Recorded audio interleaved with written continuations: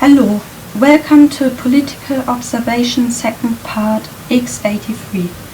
My name is Ella. As I have mentioned in my previous report now, I will discuss about Europe and England in general, how they support one another and how is their strategy to survive through economical demands. I will explain every issue which you will not hear from corporate medias like CNN, BBC and other media networks and productions. This video will open your eyes and give you more inside knowledge.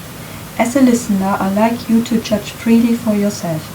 Please give me comments and share my informations with others. I give you my allowance to spread my knowledge to others or open your own YouTube site with your ideas. It is all about sharing knowledge and make people aware of current issues. In my second show, I like to talk about UK and its link with Europe. UK has a very strong pound currency. UK had a very strong empire between 16th and 18th century in the past and many colonies worldwide. In history, British explorers went to America and they settled down over centuries. England is the mother country of America. The original tribes of America were Apache, Indians, and etc. England took over slowly and pushed tribes and used them as slaves.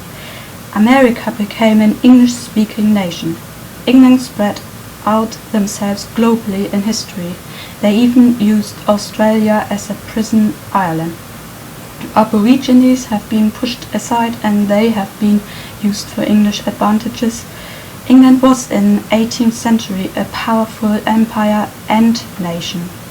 Other countries admired their strength. In 1789, America created the New World Order so that they can rule the world with their allies and friends. America wanted to achieve the global power with their English empire. The evidence is noticeable on their dollar.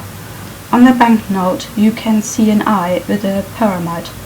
Also they wrote in Latin underneath Novus Order Seclorum. This means translated New World Order. In 1914 the First World War started and before the Titanic sank in 1912, which was a prologue for that. The First World War was awful and most people died in the battle. America created this world war to achieve strength and power in order to invade into European setup.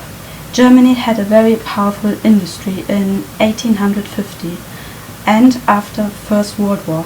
Everything was made in Germany. It was an industrial revolution. Our production in engineering was perfect and sustainable throughout the years. Germany produced coal, iron, steel, chemicals, railways, cars, machines, lifts, escalators, and other engineering works. They lasted decades and were sufficient. Our German country was driven by export and import those items worldwide. America and England saw Germany getting strong in their production in engineering. America and England had to buy our products and because of this their economy shrank badly. 1929 there was a massive finance crash. It started off in America, hit England and afterwards our country was hit by this finance crash. This caused uncertainty in people and they became afraid and depressed. Inflation in living cost was catastrophical. Some conspiracy theorists believe the group Zionists created by Theodor Herzl in 1896 wanted this crisis to happen because they were jealous of German industry and their revolutions in engineering. Everything was made in Germany and apparently Zionists didn't like that idea. Germany had a bad economic breakdown. Then Hitler in 1933 was chosen and he tried hard to achieve more for working class people so that they have food enough on their tables in this difficult time where you cannot buy food easily due to the massive inflation. One bread was apparently 2 million pounds or something like that if you change the money into pounds from Deutsche Reichsmark. The Second World War was crashed, Germany in pieces, and we lost everything in 1945. It was completely destroyed and we had no power whatsoever. America supported our country throughout in Cold War and after Cold War. So our country was separated in 4 zones. One was American zone, one was the English zone, one was French zone, and the other one was the Russian zone. America supported our country throughout in Cold War and after Cold War. In 1989 the wall fell and our country was united. America funded us, and John F. Kennedy gave speech in Berlin and funded us also. On the media they saw Germany had caused the Second World War, and of course what Germany Nazis have done to the Jews is absolutely gruesome. Everybody knows that, and it was disgusting. And the Holocaust destroyed 6 million Jews in different camps. But saying so, some conspiracy theories say the Holocaust was a hoax due to the evidence of camp constructions. Apparently the muffles where you put the people in were not big enough to put one person in anyhow. So there might be a lot of things which you could have done better to achieve it. And also the gas chamber was not big enough to put 6,000 in it, and if you put all those people in it, they might slam themselves against the door and crash through a wood door. But then later on Nazis tried to put an iron door in it so that the mass cannot destroy the door and push themselves out. But so a lot of conspiracy theorists think that it was extra maybe done, all of this, and lied so that the Jews could maybe create an Israel state. So after the Second World War they have done an Israel state. So who knows? Nobody knows what has exactly happened in history from 1933 to 1945. All what we know is by textbooks and media telling us. By the way, every 100 years you can open up red tapes and publish this to the public. But at the moment we really don't know what has happened due to the red tapes. Most of things has been denied to the public to know. Hitler apparently didn't die in his Führer bunker. He might have died in Argentina apparently, and so we really don't know what is the truth and what is not the truth. In the future there might be more truly revealed what has really happened. In 1999 Europe united together as a big union after the Cold War. American IMF, which is the International Monetary Fund, funded Europe to do so by European central bankers. This idea came from central bankers. Their headquarters is in Frankfurt, and Angela Merkel made this happening. Conspiracy theorists believe Angela Merkel has been chosen by Bilderbergers, which is a secret society created by Zionists. There are more different secret societies around, not only Bilderbergers. This society meets annually to discuss ideas about globalization and current issues and crises. High-ranking people get invited to take part of it, like executives, politicals, bankers and other important people. These people meet and greet.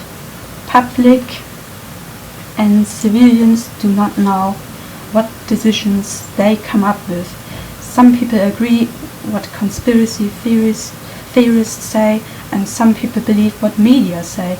On the end of the day, it is up to everybody whom to believe and whom not to believe. I'm very open-minded and like to look things from different angles. Sometimes I read things about conspiracy theorists, and sometimes I read what really has happened in the past by the media. Angela Merkel surprised me in 1998, after Gerhard Schröder lost his chancellor vote.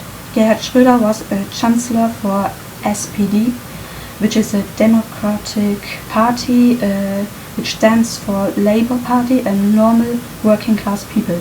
He did not last it long, which shocked me. Apparently Gerhard Schröder was very close to Putin in Russia, and he agreed with Russia at that time. He was only 7 years really in Chancellor. Gerhard Schröder really didn't last long. American central bankers wanted to get rid of him because he posed a risk to American bankers. They had to come up with an idea. Angela Merkel is a very good candidate for Germany. Schäuble is our finance minister, and he works together with central bankers as well. Angela Merkel and with the union. Our D-mark currency lost value due to the 1989 when the wall came down. Our currency posed a risk for inflations.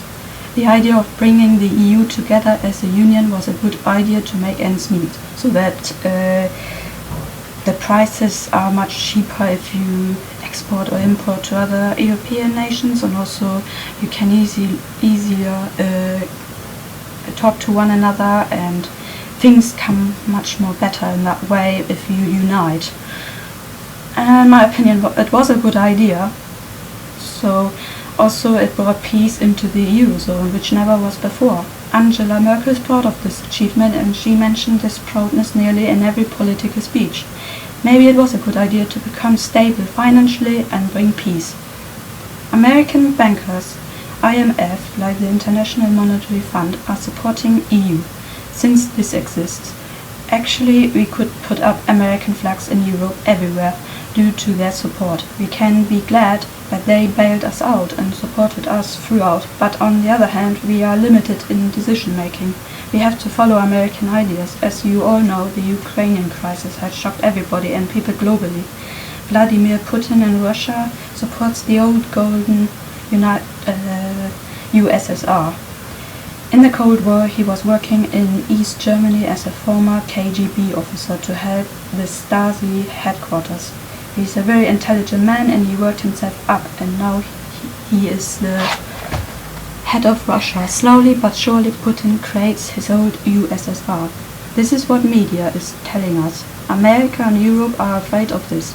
Obama is afraid and worried that Putin bullies other countries who wants to join the EU and NATO. Ukraine was an independent country, but the majority is speaking Russian language due to USSR and Cold War. People up there want to keep independence, and they do not want to be back in communism. Some people like the idea to be part of Russia again. So you have two groups in Ukraine, pro-Russians and pro-Europeans. Ukraine crisis started on the 21st of November due to President Yanukovych. Cabinet abandons an agreement on closer trade ties with EU, instead seeking closer cooperation with Putin Russia. All of this stirred anger in people up. I will go deeper into this in my next report, which will be the third. Thank you very much for taking time listening to my second show. Please take care, be safe and be prepared.